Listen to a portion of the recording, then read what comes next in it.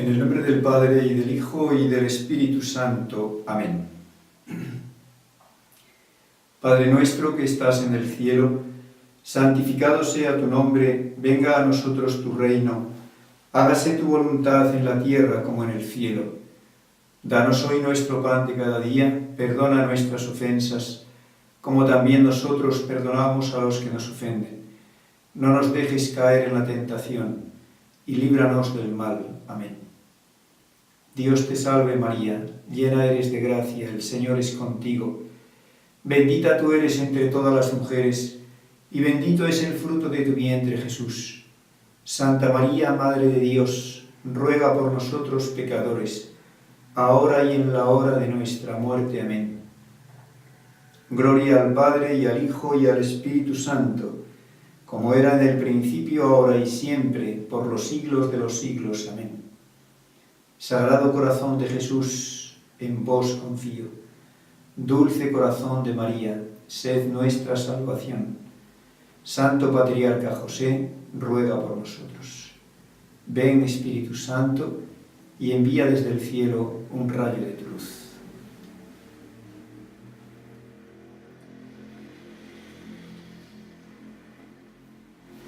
De nuevo, queridos hermanos, estamos juntos a través de la cámara. Si Dios quiere, espero estar pronto entre ustedes en enero para los ejercicios de 8 días. Ya saben que tengo a Argentina y todos ustedes ahí en el corazón, y para mí es un gusto el poder compartir con ustedes estos tiempos, estos momentos de oración, de meditación en la palabra de Dios. Como saben, las lecturas de hoy nos presentan esas 3 parábolas de la misericordia de Dios. Más en concreto, la parábola del hijo pródigo, que San Juan Pablo II llamaba la cumbre del Evangelio, la joya de las parábolas. Porque nada más necesario a todos nosotros, los que nos llamamos porque somos pecadores, nada más necesario, digo, para nosotros que la misericordia de Dios. Como saben, el Papa Paulo VI, hablando del pecado, tiene unas frases preciosísimas en las cuales dice que toda la religión cristiana está girando como colgada de una bisagra, como igual una puerta que cuelga de las bisagras y gira derecha e izquierda gracias a las bisagras.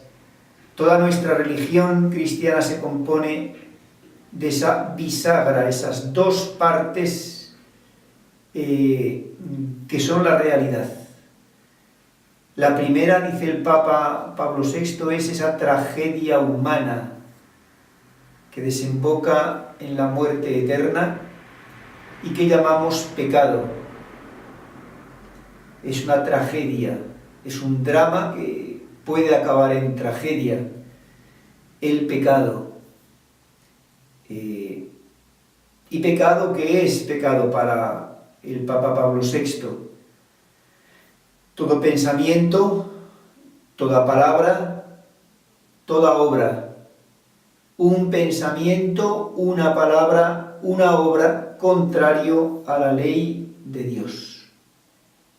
Esa es la primera parte de la bisagra. Y la otra parte es la misericordia. Tenemos un Dios que es misericordioso. Dios, el único Dios que existe, es amor y por lo mismo es misericordia.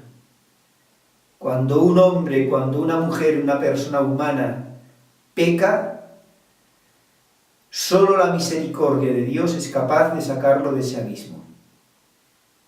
Lo que necesitamos nosotros en esta condición que estamos de ser hombre carnal, hombre viejo, avejentado por el pecado original y los pecados personales, lo primero que necesitamos es la misericordia de Dios. Que Dios tenga misericordia. Es decir, como saben, esa palabra que tantas veces hemos comentado, misericordia es una palabra, 3 palabras latinas que son miseris cordare. Dar el corazón al miserable, al mísero. Y no hay mayor miseria que el pecado.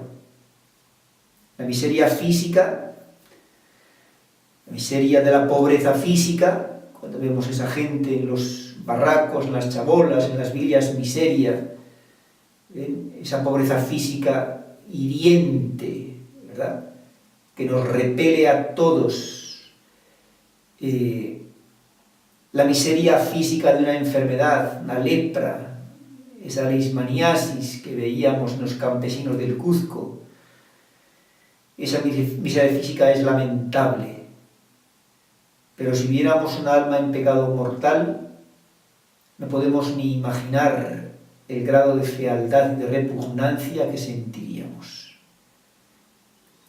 Ya saben ustedes que aconteció con San Francisca Romana cuando era niña, huérfana de madre, que un día llegó una visita, un caballero, a su casa. Ella vivía con su papá, y llegó un caballero muy encopetado, muy elegante, muy perfumado, y el papá de la santa de la niña pues lo recibió con educación, con cortesía, y colocó una silla para el caballero, otra para la niña y otra para él en triángulo, de manera que la niña estaba enfrente del caballero perfumado. Y en cuanto que se sentó, la niña inmediatamente volvió así la cabeza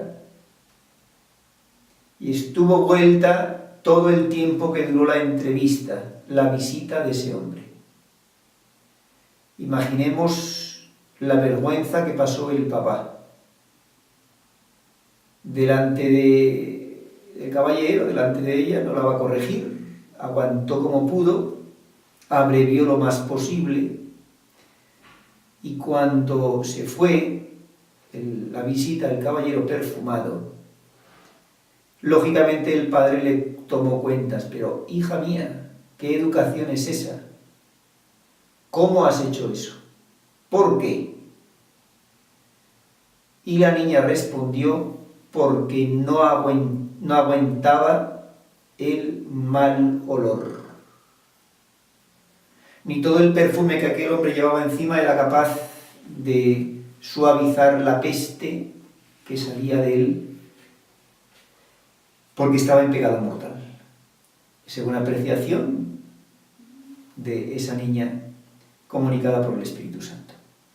¿Quién nos puede sacar de esa situación si no es la misericordia de Dios? Por eso el Papa Juan Pablo II, San Juan Pablo II, llama a la parábola del Hijo Pródigo la joya de las parábolas, la cumbre, el techo del Evangelio. Por eso, queridos hermanos, vamos a considerar hoy brevemente en este retiro esta conferencia, vamos a ver lo que da, lo que inspira el Señor. Vamos a considerar, hacer algunas reflexiones sobre la misericordia, según aparece en la Sagrada Escritura. Quería primero leer algunas frases de algunos santos acerca de la misericordia de Dios. Los santos son los que mejor pueden hablarnos de Dios y de sus cosas. Decía el santo cura de Ars: Dios está más dispuesto a perdonar a un pecador arrepentido que una madre a salvar del fuego a su hijo. No puede ser más expresiva la frase. Dios está más dispuesto a perdonar a un pecador arrepentido que una madre a salvar del fuego a su hijo. el que fue Papa Albino Luciani, Juan Pablo I, dijo: dada su infinita misericordia, mientras un pecado aún por cometer es evitado a costa de cualquier sacrificio, el pecado ya cometido se convierte en nuestras manos casi en una joya que podemos regalar a Dios para darle el consuelo de perdonar. ¿Qué cosa? Decir que el pecado en nuestras manos se convierte casi en una joya, porque de esa manera le damos a Dios el consuelo de poder perdonarnos. Digamos como que Dios disfruta perdonándonos. Esa es la misericordia de Dios. Y lo que nos dice San Pablo en Romanos 5, 7, apenas habrá quien muera por un justo. Cristo, siendo nosotros todavía pecadores, murió por nosotros. Cuando éramos pecadores, cuando éramos sus enemigos, cuando estábamos crucificándolo, Cristo muere por nosotros. Todos crucificamos a Cristo con nuestros pecados.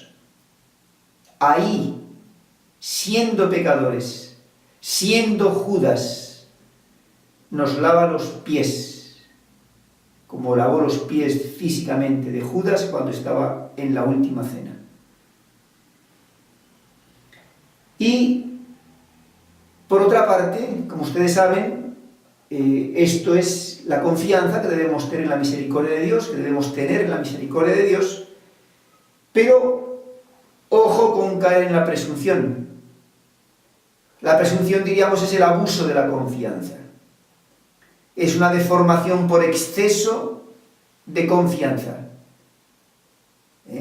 Así como la desesperación es un pecado por defecto de la confianza en la misericordia de Dios, existe el pecado por exceso, que es la presunción. Ya San Pablo, el Espíritu Santo por San Pablo, nos dice en Gálatas 6, 7, de Dios nadie se burla.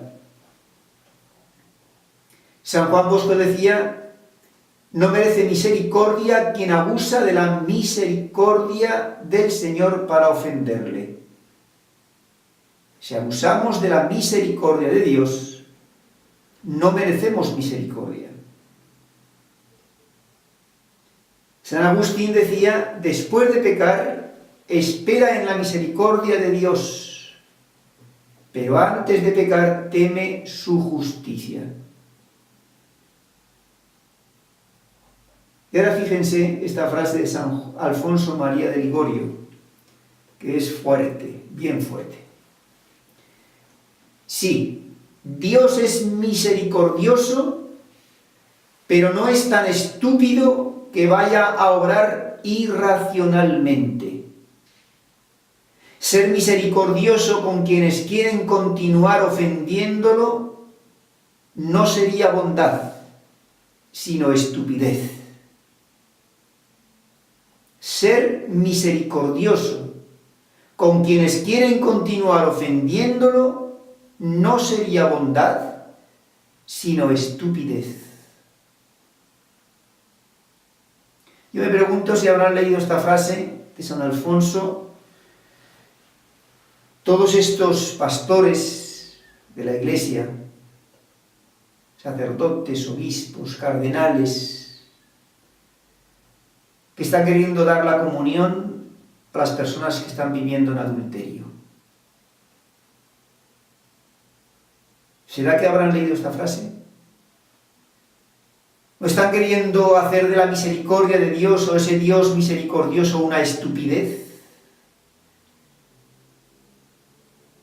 ¿Cómo se puede pretender la misericordia para una persona que está viviendo en adulterio?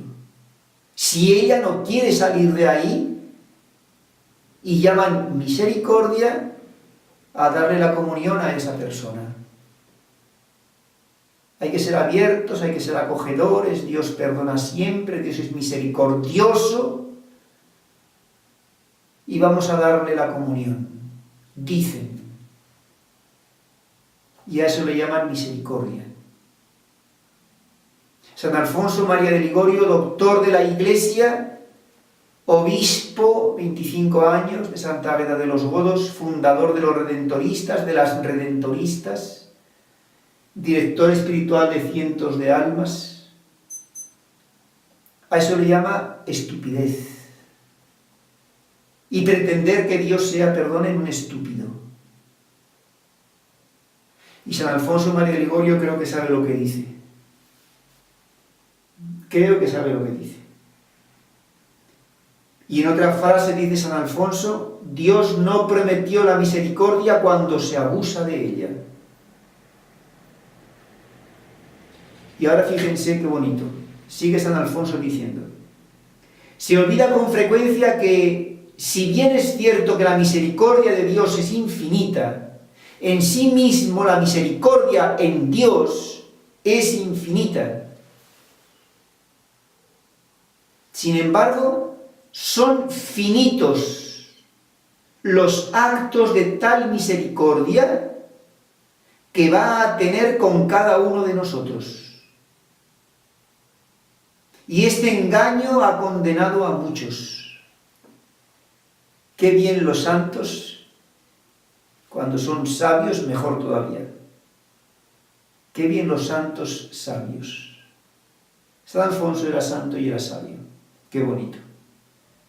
Claro, en Dios la misericordia, como todo atributo en Dios, es infinita. La justicia, la misericordia, la bondad, el poder. Todo en Dios es infinito porque Dios mismo es infinito. Pero necesariamente por el hecho mismo de nosotros ser criaturas finitas, los actos de misericordia de Dios para con nosotros son finitos, son contados. Serán los que sean, pero son contados, son finitos. Y no sabemos cuántos actos nos faltan por, diríamos, usar, servirnos de ellos. No sabemos cuántos nos faltan. Por eso, claro, abusar de la misericordia, cayendo en la presunción, es un pecado enorme. Y qué triste, queridos hermanos, qué triste cuando hoy estos errores tan crasos, tan bárbaros, los tenemos que escuchar de boca de pastores de la Iglesia, que son los que deberían enseñar, como San Alfonso María de Ligorio, como San Juan Bosco, como San Pablo, como los santos, los que deberían enseñar la verdad.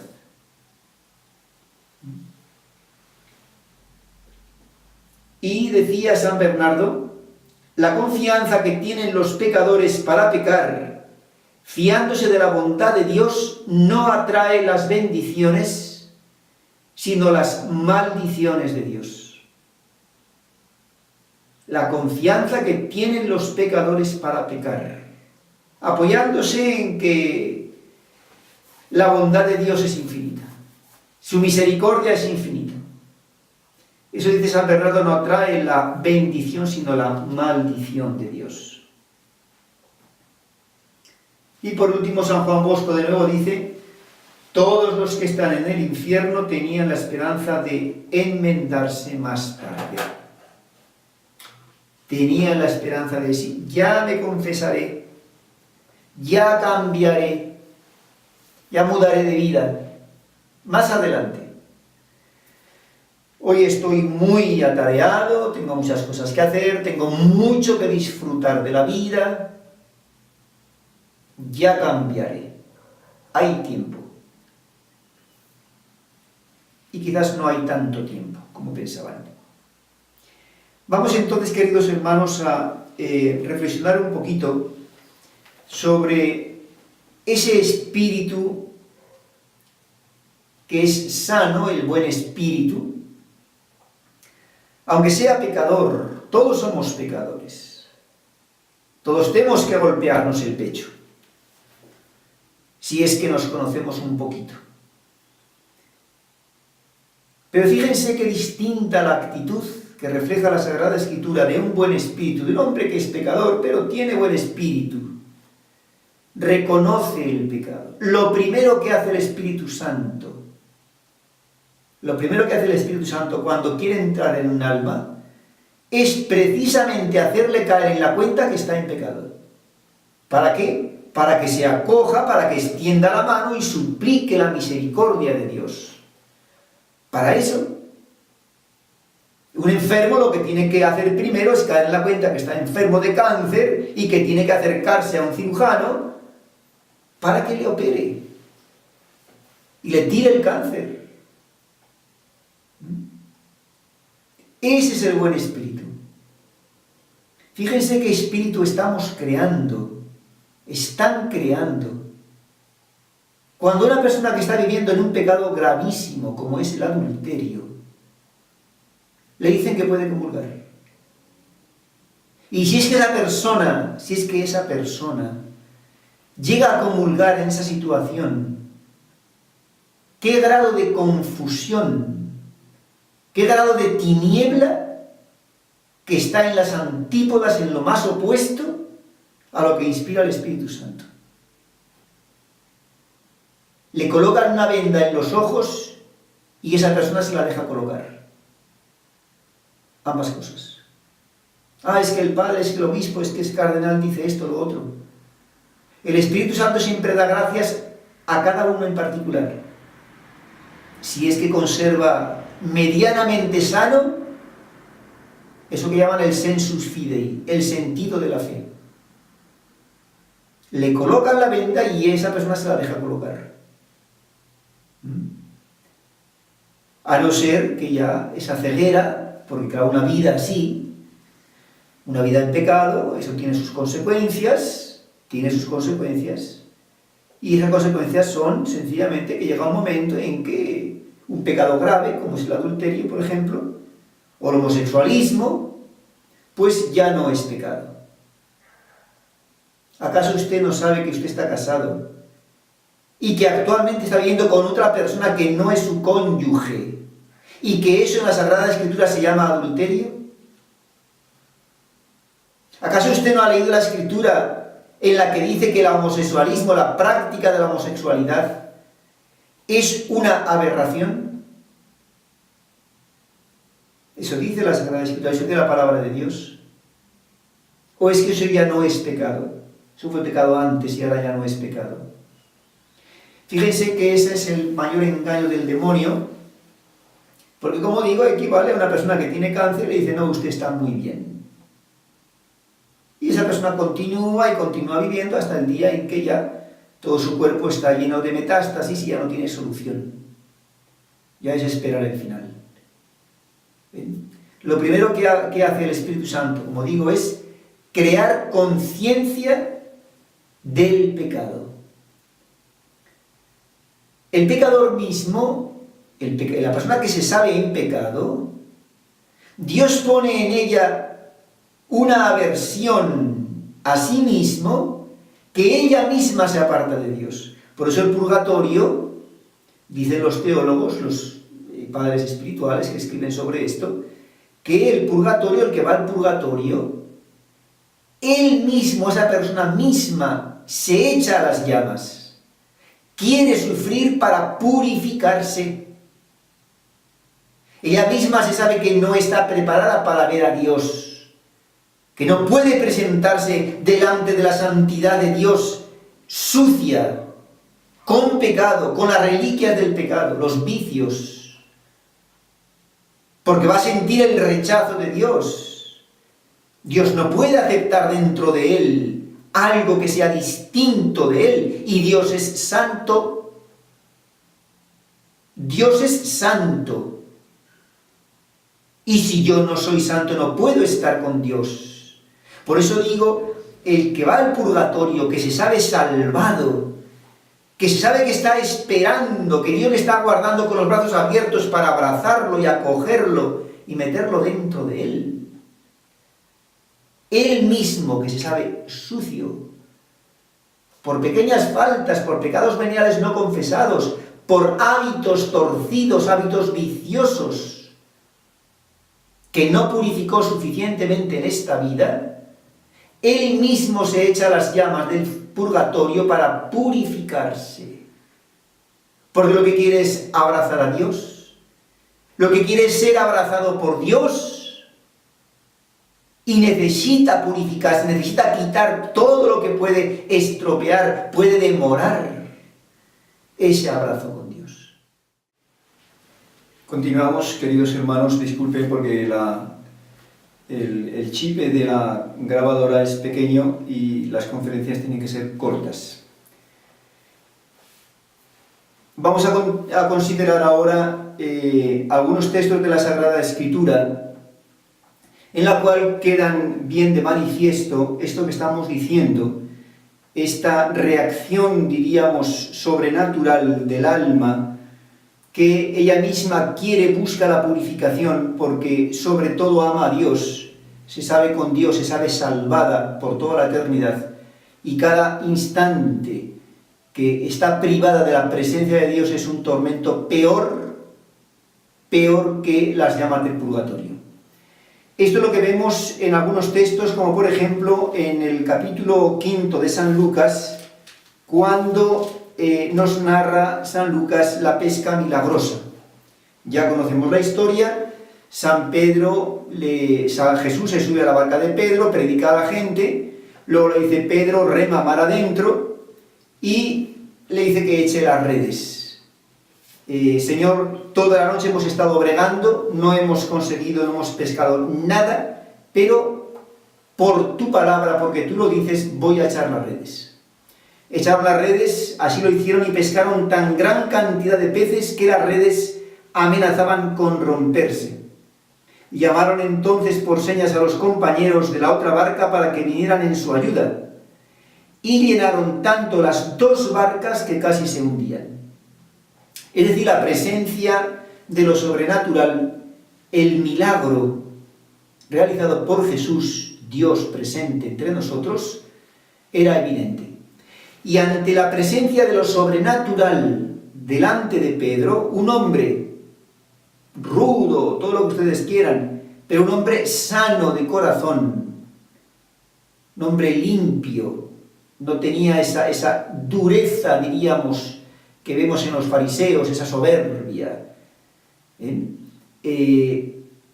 La reacción de un hombre sano espiritualmente hablando ante la presencia de lo sobrenatural es: apártate, Señor, que soy pecador. Meditemos en esto, queridos hermanos. Meditemos en esto. No se siente Pedro digno de estar ni siquiera en la presencia de Jesucristo. Y ahora, esas personas que viven de esa manera, en adulterio, se sienten dignas no solo de estar en su presencia, sino de comulgar. Y comulgan. Y claro, comulgan, ¿por qué? Porque hay alguien que les da la comunión. ¿Qué grado de culpa tendrá el que le da la comunión, el que les aconseja, les orienta de esa manera? ¿Y qué culpa tendrá la persona que comulga en esas condiciones? Solo Dios lo sabe. La culpa del que coloca la venda y la culpa del que se la deja colocar en los ojos. Ya ve la reacción de San Pedro. No soy digno de estar en tu presencia, Señor. Meditemos en eso. Eso viene del Espíritu Santo. Es Dios que ante el pecado, como Dios no puede aceptar al pecador lo quiere purificar para poderlo abrazar, porque lo que Dios quiere es abrazarnos, unirnos a Él. Pero el pecado es lo contrario de Dios, es hacerle la contra Dios, es una voluntad rebelde contra Dios, y ahí Dios no puede transigir. Esa voluntad tiene que estar perfectamente dócil a Dios. Y ahí Dios sí abraza, ahí Dios puede abrazar. Por eso, claro, lo primero que hace el alma es echarse al fuego del purgatorio. Purifícame, Señor, purifícame, porque yo también te quiero abrazar. Es lo mismo que vemos en este hombre pagano que fue el centurión. Ese hombre que tenía ese centurión que tenía el siervo enfermo, que Jesús le cura, y él dice esas palabras que repetimos todos los días en la Santa Misa. Señor, no te molestes porque no soy digno de que entres bajo mi techo, ni siquiera de que entres en mi casa. Por eso ni siquiera me consideré digno de salir a tu encuentro. Es que no soy digno. El pecado me hace indigno de Dios. El pecado nos hace indignos de Dios. Y por eso la reacción de un hombre que está sano, ve esto, no soy digno de estar en la presencia de Dios. Y ahora, ¿cómo comulgamos? ¿Qué habrá en esas almas, Dios mío, que se acercan a comulgar? Con esa ligereza, esa superficialidad. Los pecados mayores, las cosas más bárbaras, y son un vaso de Coca-Cola. Nada. Y lo mismo si leemos de nuevo la vocación de Isaías, que ustedes ya habrán leído tantas veces, ¿verdad? La vocación del profeta Isaías en capítulo 6 de su libro. Cuando el Señor se le aparece a Isaías, aquellos serafines que se mantenían en la presencia de Dios, etc., y gritaban constantemente uno a otro diciendo: Santo, Santo, Santo, Yahvé Sebaot, llena está toda la tierra de su gloria. Es la presencia del Dios tres veces santo, santísimo, que se manifiesta de alguna manera, no sabemos cómo, al profeta Isaías. ¿Y cuál es la reacción del profeta Isaías? Ay de mí, estoy perdido porque soy un hombre de labios impuros y vivo entre gente de labios impuros. Soy pecador y no se puede ver a Dios siendo pecador. El profeta siente el pecado dentro de él y lo ve en la gente que lo rodea. Y el profeta queda aterrorizado. Por eso a continuación, claro, el Señor, ¿qué va a hacer? Agarrará un carbón que había en un brasero, dice, purifica los labios del profeta, lo pasa por los labios, un símbolo para decirnos, le purifica el corazón, le quita el pecado para que Dios pueda enviarlo. Y una vez purificado, ¿a quién enviaré?, dice Dios. Y él responde, heme aquí, envíame. Luego fíjense, repito, que la reacción natural de un alma sana es: no soy digno de estar en la presencia de Dios. Y por eso vemos en la vida de los santos por qué los santos hacían aquellas penitencias que a nosotros nos parecen exageradísimas, una barbaridad, aquellos ayunos, disciplinas, etcétera, etcétera. ¿Por qué hacían eso? Es que eran masoquistas, es que disfrutaban con el dolor. No, simplemente porque amaban y conocían a Dios. Conocían, amaban a Dios y se conocían a sí mismos. Y como aman a Dios y se ve que hay una incompatibilidad entre su condición pecadora y el Dios tres veces santo, el santo no tiene compasión de sí mismo y se purifica a base de penitencia y de oración. Vamos entonces a considerar brevemente, queridos hermanos, ahora esta parábola que leemos en las lecturas de este domingo, la parábola del hijo pródigo, que, como decía antes, según San Juan Pablo II, es el techo del Evangelio, porque sencillamente es la manifestación del amor de Dios, digamos, más fuerte. Es el Padre, es Dios, nuestro Señor, que sale al encuentro del pecador, sale a nuestro encuentro en su Hijo Jesucristo, y sale al encuentro de tal manera, aquí dice el Evangelio, la parábola del hijo pródigo, que el Padre le dio un abrazo. Pero ese abrazo, lo que vemos que en realidad, la realidad histórica, es que ese abrazo de Dios a nosotros es dar la vida por nosotros. Sencillamente es dar la vida por nosotros como la dio Jesucristo en la cruz. Ese es el abrazo de Dios Padre. Y eso cuando éramos pecadores. Precisamente porque somos pecadores, por eso dio la vida para sacarnos de ahí. Vean, queridos hermanos, vamos a dar vuelta siempre a esta misma idea, porque dado que estamos viviendo estos tiempos en los cuales hay estas tinieblas, realmente tinieblas de confusión, de despiste, diríamos, estar perdidos, apartándonos de la doctrina de la Iglesia, apartándonos de lo que los santos dijeron y vivieron, que aparece bien claro en la Sagrada Escritura. Hay a dar la comunión a los que están en pecado, y eso es misericordia. Hay homosexualismo, ¿por qué no? Etcétera, etcétera. Todo vale, y ahí, de tal manera, todo vale, que ahí somos dignos, nos consideramos dignos de comulgar y de estar delante de Dios. Y por eso igualmente entramos a la iglesia de cualquier manera, vestidos de cualquier manera, hablando en la iglesia como si fuera el mercado. Somos dignos de estar así en la presencia de Dios. Nos consideramos dignos y por eso lo hacemos. Señal clarísima de que estamos muy lejos y que no conocemos al Dios verdadero. Entonces fíjense que los hermanos ya saben la historia, la van a escuchar en las lecturas de hoy, en el Santo Evangelio. Ese hijo pródigo que se va de casa, lleno de soberbia, lleno de ansias de disfrutar de la vida, como dicen, ¿verdad? Hay que disfrutar de la vida, que para eso Dios nos hizo, para ser felices. Y entonces este hombre, este joven, lo que consiguió fue destrozar su herencia, destrozar parte de su vida, seguramente parte de su salud. Esa vida de vicio, pues es de machacar el cuerpo también.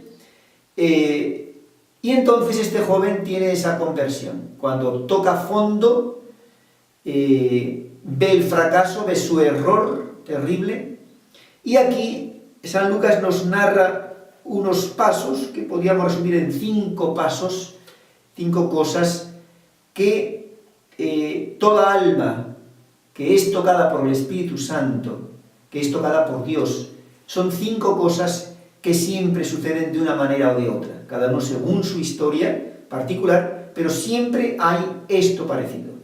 Estos elementos que son siempre repetidos. Primero, en el versículo 17 dice, ya cuando llegó al fondo, dice en el versículo 16, que deseaba llenar su vientre con las algarrobas que comían los puercos, pero pues nadie le daba nada. Es decir, él quería comer sencillamente la comida de los cerdos, pero ni siquiera eso tenía. Es decir, que estaba peor que un chancho. Los cerdos, los chanchos comían hasta llenar la barriga de bellotas, de algarrobas, y ni siquiera él, y él no tenía ni siquiera las algarrobas de los chanchos. Estaba peor que uno de ellos. En ese hondón, ese pozo del pecado, ese hondón de la miseria humana, cuando el hombre se sumerge en el pecado, ahí viene el Espíritu Santo y le inspira. Y como el pecado de este joven, principalmente, según aparece en la Escritura, en el Evangelio, fue el pecado de sensualidad, no tanto soberbia, como vemos en los fariseos, sino pecado de sensualidad.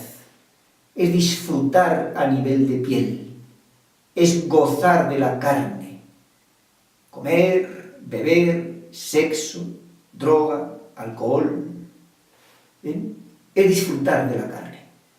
No llegaba a esa malicia que vemos que sí que llegó, curiosamente, ¿verdad?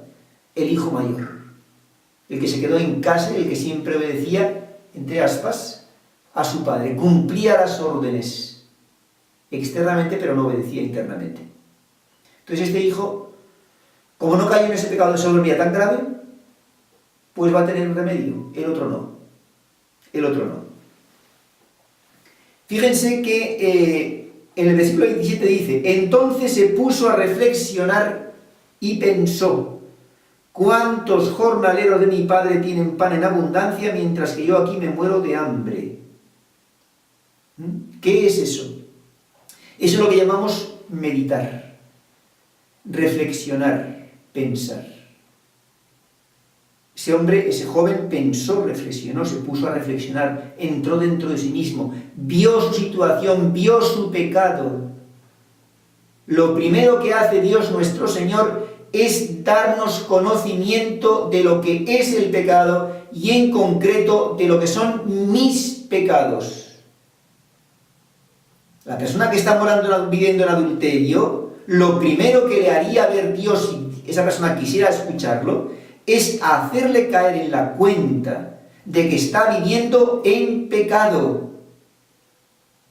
Toma conciencia, estoy mal. Estoy viviendo en situación de enemistad con Dios, estoy viviendo en pecado.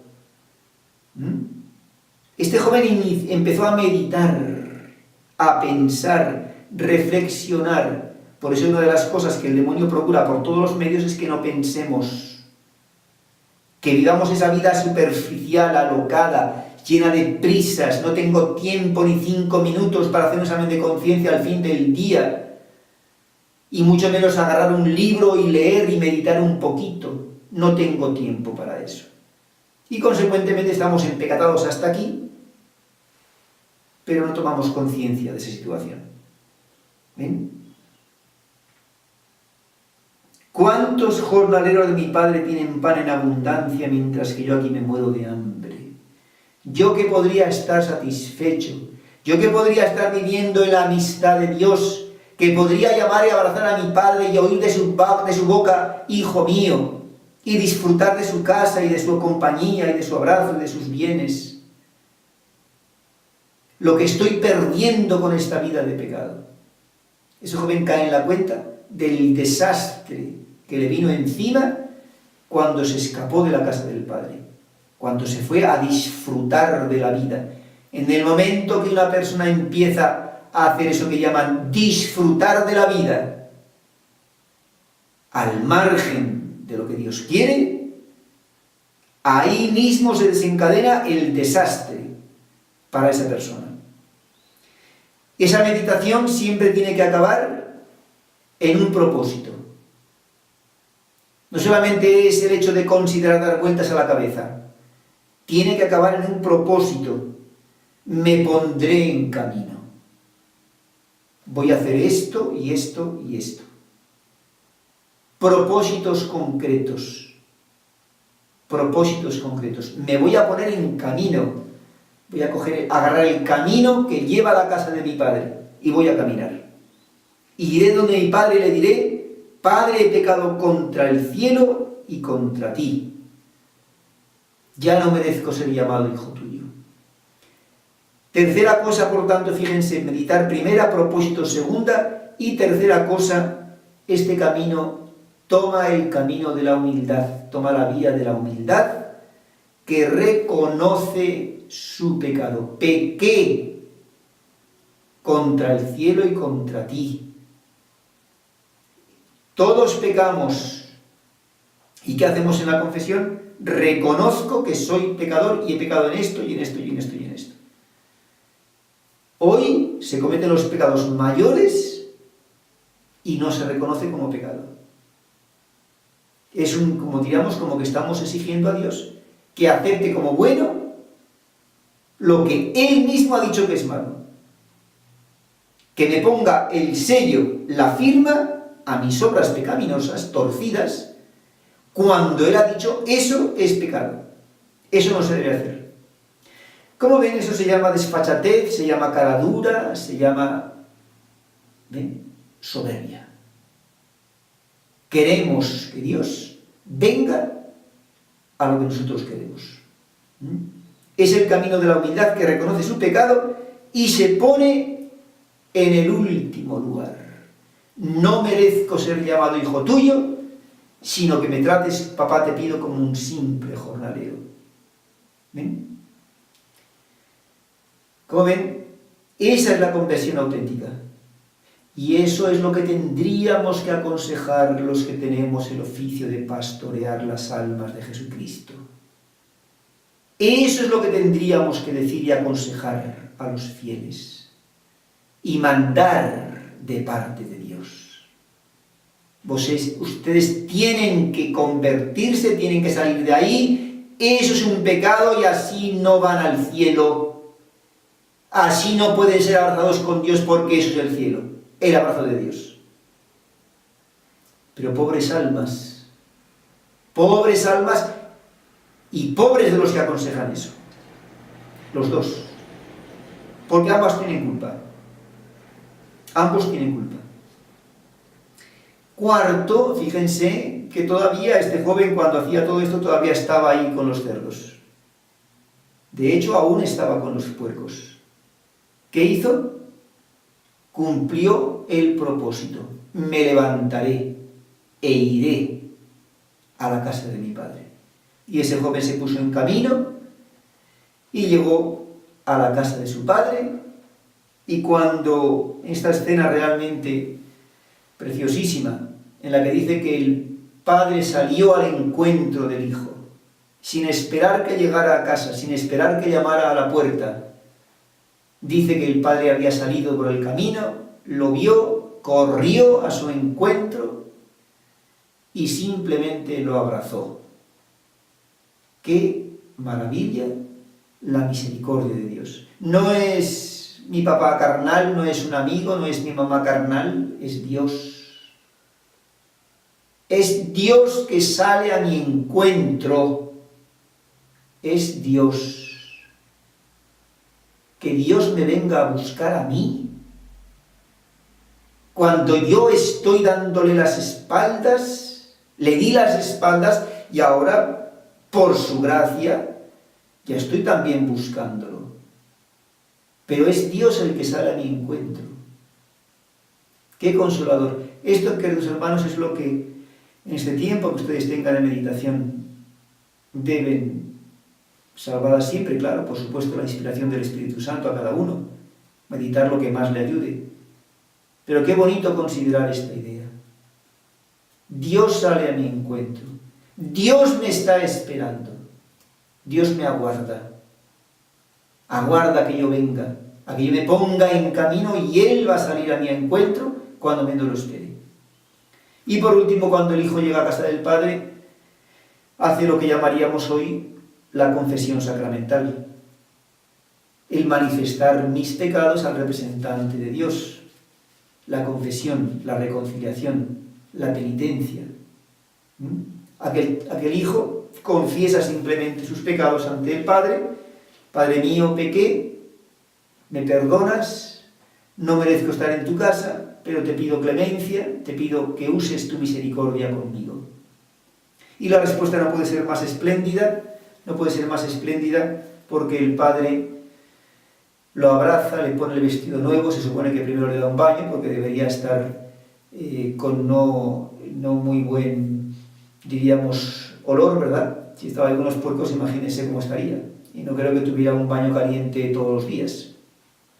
Entonces yo supongo, ¿verdad?, que le daría un baño bien refregado, bien estregado ahí, y le pondría después el vestido nuevo, las sandalias, el anillo, etcétera, etcétera, y celebrar la gran fiesta, la gran alegría de Dios Padre, que es perdonar a todos.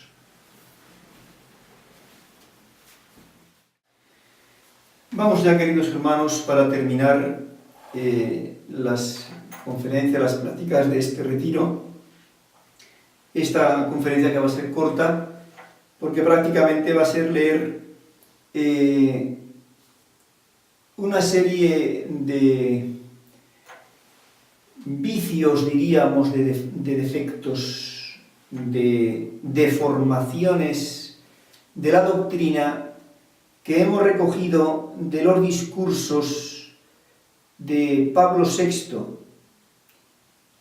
muchos de ellos dedicados a descubrir estos engaños que podríamos resumir en las siguientes frases. El Papa Pablo VI, un hombre, como todos sabemos, que sufrió muchísimo en su pontificado, dada la rebeldía, el estado de rebeldía que había en la Iglesia después del Vaticano II,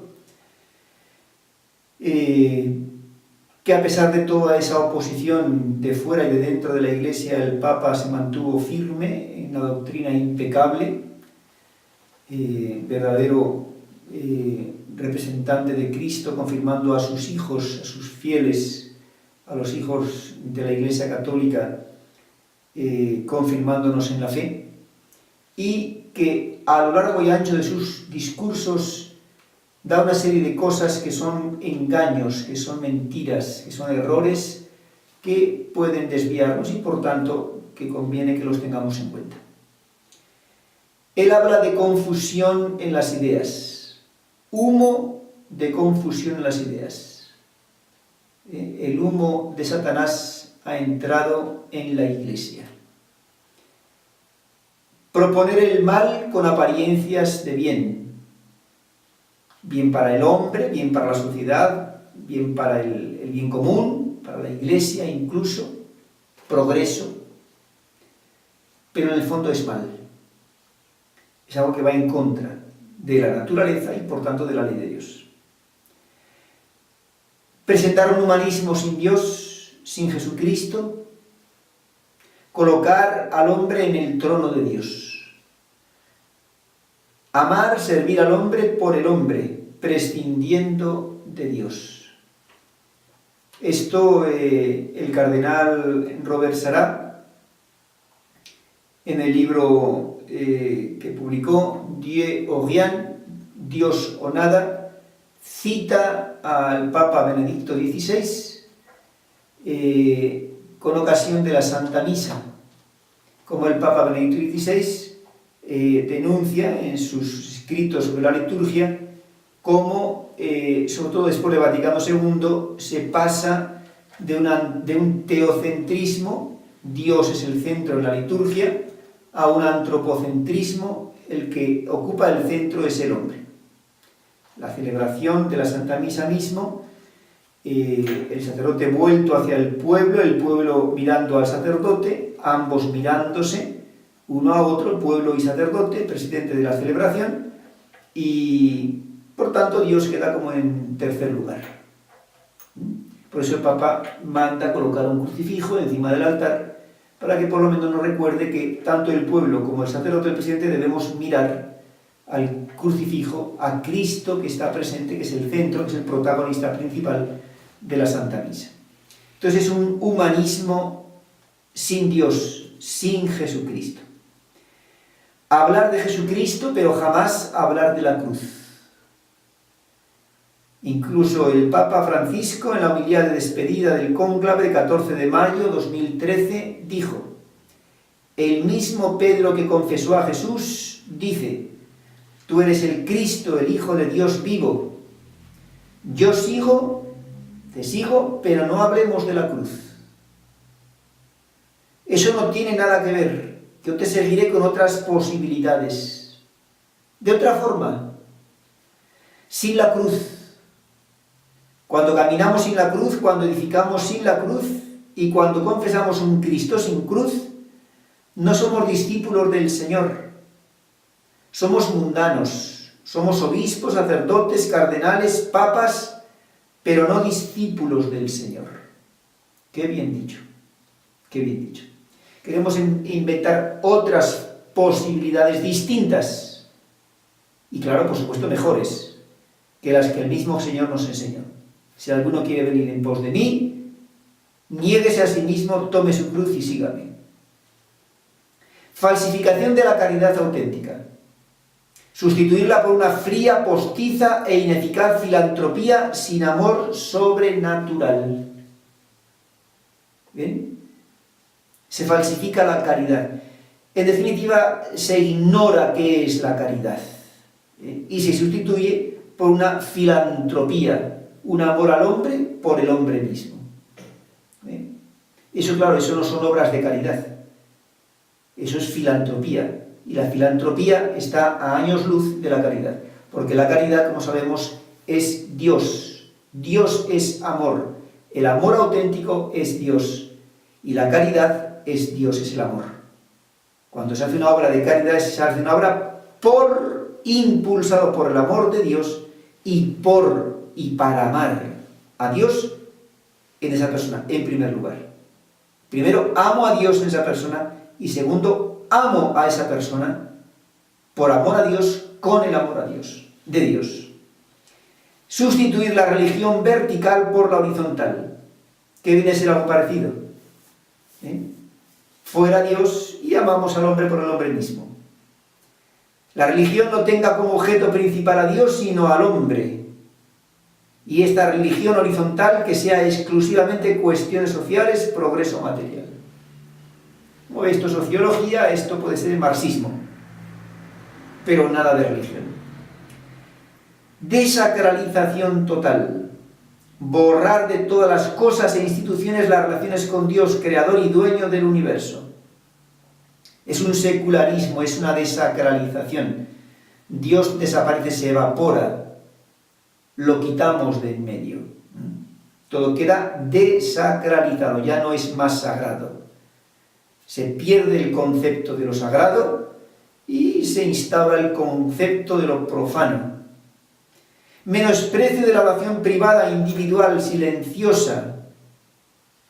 Evitar el trato íntimo, personal con Dios y para ello exagerar la importancia de la oración comunitaria, impedir el diálogo a solas con Dios. ¿Cuántos recomiendan la meditación en silencio? Y de los fieles, incluso los que frecuentan la Santa Misa del domingo, ¿cuántos dedican todos los días un tiempo que claro, creo que se podría pedir, decir que por lo menos fuera media hora, una hora? ¿Es mucho de las 24 darle a Dios una hora? ¿Todos los días? Entonces se menosprecia la oración privada, la individual, la silenciosa, y se sustituye por cualquier otra cosa, reuniones, convenciones, oración comunitaria, con mucho ruido, con mucha música. Degradar el culto divino con arbitrarias interpretaciones de la liturgia. ¿Cuántas veces San Juan Pablo II, Benedicto XVI, afirmaron e insistieron en que la liturgia no es nada que alguien personalmente pueda hacer a su gusto y medida? No se puede modificar la liturgia. Degradar el culto divino. ¿Por qué se degrada? Deformación de las conciencias, anulando la moral objetiva y admitiendo únicamente la subjetiva y circunstancial, lo que a cada uno le parezca. Esto es lo que Benedicto XVI llamaba el relativismo. Es una deformación de la conciencia de tal manera que lo que cada uno piensa y hace, eso es verdad y está bien. Anteponer la conciencia propia, mal formada, al magisterio auténtico de la Iglesia. El relativismo va creciendo de tal manera que llega un momento en que esa persona se pone por encima del mismo magisterio de la Iglesia, puesto por Jesucristo para custodiar el depósito de la fe. Perder la conciencia del pecado, o juicio del bien y del mal. Borrar las fronteras que separan lo bueno y lo malo. Todo queda como el desierto cuando viene el viento, se borran todas las huellas. El bien y el mal quedan confundidos. No es esto está bien y esto está mal. No. Ya no es blanco y negro, sino que es gris. Es un gris que unifica todo. Se pierde la conciencia del pecado y por tanto de la gravedad que es cometer un pecado y de sus consecuencias. Creer que el conocimiento del mal debe adquirirse con la experiencia personal. Es lo mismo que decir que para saber lo que es el cáncer o la lepra hay que tener el cáncer o la lepra. Bueno, si a usted le parece agarrar el cáncer, pues muy bien, duro. Si usted quiere quedar leproso, pues para aprender bien que es la lepra, adelante. Yo personalmente no lo necesito. Llamar ignorancia o debilidad al dominio de sí mismo en materia de pureza y castidad. El que es puro, el que es casto, el joven que quiere ser virgen, llegar virgen al matrimonio, es un ignorante o es un débil, es un bobo. Pensar que el amor y la felicidad verdaderos no se pueden encontrar por los caminos serenos y duros de la auténtica vida cristiana. La vida cristiana viene a ser una especie de despilfarro, de desperdicio de la vida, desperdiciar la vida. Con lo que se podría disfrutar de la vida, y este pobre hombre se pasa la vida privándose una serie de placeres y de diversiones que se podría dar el gusto de tenerlas y no las tiene.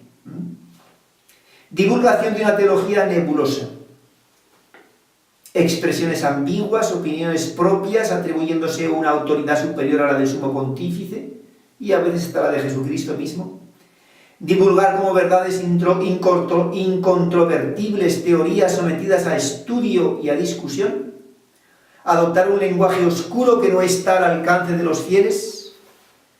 Decía ya Pablo VI, las graves dificultades por las que atraviesan hoy los fieles, bien sea en cuanto al lenguaje en que se expresa nuestra fe, ya cuanto al mismo contenido de ella, requieren que hoy se enseñe la fe de una manera certísima y segura. Las cosas son así. Son 20 siglos de historia de la Iglesia con un magisterio riquísimo en materia de dogma, en materia de moral, en materia de espiritualidad. Y debemos, los que tenemos oficio de esto, dar, como dice el Papa, enseñar la fe de una manera certísima y segura. Y claro, eso requiere que cada uno no enseñemos nuestras opiniones. Que no deberíamos tenerlas distintas si realmente somos lo que somos, lo que deberíamos ser. No deberíamos ni tener opinión distinta. Mi opinión, mi capacidad de entender la Escritura debe abrazar totalmente, de cuerpo y alma, las verdades reveladas por Dios y enseñadas como reveladas por Dios por el magisterio de la Iglesia. Pretender adaptar la doctrina de la fe a la mentalidad moderna. ¿Cómo se hace? Callando, aminorando o alterando los dogmas difíciles. Las cosas que nos parecen que van a ser duras, que nos van a comprometer, que no son socialmente aceptadas, eso las callamos como mínimo, ponemos una sordina, no hablamos de ellas, simplemente se calla. ¿Quién habla ahora? ¿Quién enseña la doctrina de la encíclica Humanae Vitae de Pablo VI? ¿Quién dice a los matrimonios que no es lícito el DIU, que no es lícita la ligadura de trompas, la vasectomía, el uso del preservativo, el uso de la píldora, que tienen que atenerse al uso matrimonial de la relación íntima, a las leyes naturales que Dios puso en el cuerpo? ¿Quién pregunta esto en la confesión? Adaptamos la doctrina de la fe a la mentalidad de los hombres. Dulcificar el catolicismo, seleccionando las verdades del credo católico, rechazando las que no gustan y reteniendo únicamente las que resultan agradables. Y así nos hacemos simpáticos a la gente y todo el mundo nos quiere mucho. Es un cura muy simpático, ¿ven? Muy legal. Someter a la revisión todas las verdades, aun aquellas que han sido proclamadas dogmas de fe y por consiguiente intangibles. Ordenación de la mujer, que si la mujer sacerdote, que si la mujer diaconisa, ¿no? Juan Pablo II, sin definir un dogma de fe, dijo que el sacerdocio femenino está definitivamente cerrado en la Iglesia Católica. ¿Cuántos no aceptan esta doctrina? Muchos. Estamos queriendo insistir y batiendo la misma tecla, dando la misma tecla para conseguir lo que queremos. Interpretación abusiva de las frases conciliares para sostener el criterio propio disconforme con el sentir de la misma Iglesia. Interpretamos todo a nuestra forma. Quitar imágenes de las iglesias incluso, claro, bajo capa de autenticidad litúrgica, para no caer en adoraciones, ¿ve? Como nos acusan los protestantes, que adoramos imágenes, pues quitamos las imágenes, protestantizamos la Iglesia Católica, en definitiva.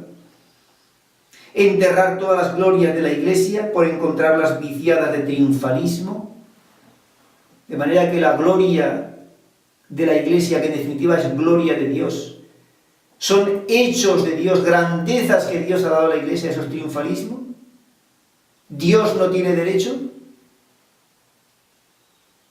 poner en manos de todos libros heréticos y pornográficos, aduciendo como justificación que es necesario saber de todo. Desterrar el razonable proselitismo católico con el espejismo de respeto a la libertad. Hoy no predicamos, tenemos miedo a predicar la verdad, a tener un proselitismo sano. La luz se expande por propia naturaleza. Vosotros sois la luz del mundo y no se pone la luz, no se enciende una lámpara para ponerla en un rincón o debajo de la cama, sino para ponerla en el candelero donde más alumbre. Eso es el proselitismo sano que nos manda el mismo Jesucristo nuestro Señor. Vosotros sois la luz, y si vosotros no sois luz, no alumbráis, quiere decir que ya no sois luz, habéis dejado de ser luz. Llamar ecumenismo a la renuncia, al ocultamiento, a la atenuación, camuflaje de los dogmas católicos no admitidos por los separados de la Iglesia. Vean. Ocultamiento, renuncia, atenuación, camuflaje de los dogmas católicos no admitidos por los separados. Y a eso se le llama hacer ecumenismo. Adulteración del genuino apostolado cristiano con injerencias políticas y sociológicas. Ruptura completa con la tradición teológica, moral, estética, con el pretexto de un malentendido ayornamiento. Tenemos que hacernos al mundo, para no ser raros, no ser algo repelente, ¿verdad? Los santos no fueron del mundo, como Jesucristo no fue del mundo. Yo no soy del mundo, tampoco vosotros sois del mundo, y nadie más amable que los santos. Ahí tienen el mismo Juan Bautista. Estás viviendo en adulterio, le decía a Herodes. No te es lícito vivir con la mujer de tu hermano. Y Herodes respetaba, admiraba a Juan. Por eso lo tenía en la cárcel. Ya cuando se vio en el brete de que su compromiso con Herodías, con Salomé, la hija de Herodías,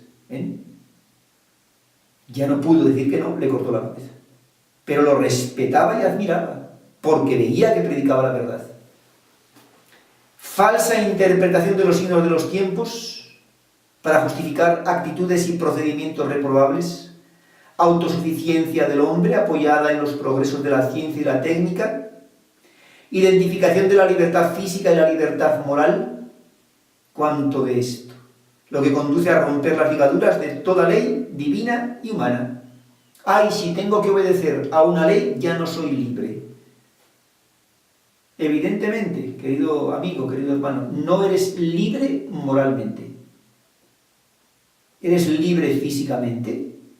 Eres libre, tienes derecho a la libertad física si no eres un criminal, porque eres criminal. Si eres criminal tienes que estar en la cárcel para corregirte, pero no tienes libertad moral. El único que no tiene libertad, que tiene libertad moral es Dios. El único que no está sometido a leyes morales, porque es el legislador, porque es Dios. Todo lo demás, la naturaleza sigue las leyes físicas. Y el hombre y el ángel debemos seguir la ley de Dios. Debemos. No tenemos libertad moral. Exaltación de la libertad hasta la insubordinación contra las autoridades civiles y eclesiásticas. Sustitución de la obediencia cristiana a los representantes de Dios. Inundación de sensualidad. Culto al placer que destierra la espiritualidad y desemboca en el materialismo grosero. Es la inundación de la sensualidad. La música, el comer, el buen comer, los placeres, la vida de confort indiscriminado. La palabra que más gusta es disfruta. Disfruta. Disfruta de esto, disfruta de lo otro, unas vacaciones, disfruta de la palabra de Dios, disfruta. Claro, ese disfrutar exalta el ¿qué? La vida de sensualidad, en definitiva. Es disfrutar de todo. Solo pensamos, se presenta como objetivo príncipe disfrutar. Claro, bueno, yo sí disfruto cuando voy, cada mes hay 2 días a una chácara, hay 2 días, me voy cada mes a respirar un poco de aire puro, ¿verdad? Y estar a solas con Dios, ciertamente que es un disfrute. Me llevo al Santísimo y estoy solito, hay 2 días en el campo, con un matrimonio ya campesinos de aquí de Brasil, y es un disfrute enorme, por supuesto. Pero esa mentalidad, disfrutar ¿de qué? En definitiva, de la sensualidad. No es disfrutar de la espiritualidad, no es disfrutar de la palabra de Dios mismo.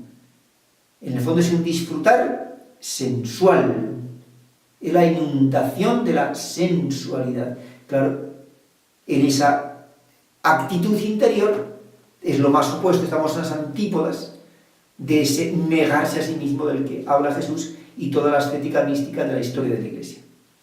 Desprestigio de la pureza, hasta no atreverse a nombrarla a quienes tienen obligación de predicarla, y burlarse hasta del nombre de los que deben practicarla. La pureza, la modestia femenina, los vestidos, etcétera, etcétera, eso ya está trasnochado. Destrucción del pudor, promoviendo una moda impúdica, totalmente impresentable, realmente propia de prostitutas. Miedo a aparecer moderno, queremos aparecer modernos y ser tenido por anticuado, lo que lleva a aceptar las últimas novedades en ideas y costumbres, aunque sean erróneas e inmorales. Sumergirse en el mundo con la pretensión de salvar al mundo, mundanizarse en la forma de vestir, de hablar, de comportarse, la vida toda, es una mundanización con pretexto de salvar al mundo. Es como si nos está ahogando y yo, que no sé nadar, me echo también del agua. Nos ahogamos los dos. Criticar despiadadamente a la Iglesia con el pretexto hipócrita de purificarla. Y anteponer el falso carisma propio a la autoridad doctrinal del magisterio de la Iglesia. A muchos cristianos de hoy repetiría San Pablo los temores y advertencias que dirigía a los corintios. Temo que al igual que la serpiente engañó a Eva con su astucia, se pervierta en vuestras mentes, apartándose de la sinceridad con Cristo. Si alguno viniese y os predicara un Cristo distinto del que os hemos predicado, o un evangelio distinto del que habéis abrazado, temo que lo aceptéis y aguantéis tan tranquilos. Esos tales son unos falsos profetas, unos operarios engañosos que se disfrazan de apóstoles de Cristo. Y nada tiene de extraño, ya que el mismo Satanás se disfraza de ángel de luz. 2 Corintios, capítulo 11, versículos 3 al 15. Y el mismo Jesús nos avisa: guardaos de los falsos profetas que vienen con disfraces de ovejas, pero son lobos feroces. Nada más, queridísimos hermanos de Argentina, siempre tenemos que estar con la palabra de Dios, como decía San Jerónimo, ese estudioso, ese amante de la palabra de Dios, que la palabra de Dios, la Biblia, os sirva como de almohada, que leyéndola os venza el sueño y que vuestra cabeza repose en la palabra de Dios, que la meditemos constantemente y sobre todo que la meditemos con un corazón humilde y pidiendo siempre ese conocimiento interno, como decía San Ignacio de Loyola, conocimiento interno de las cosas de Dios.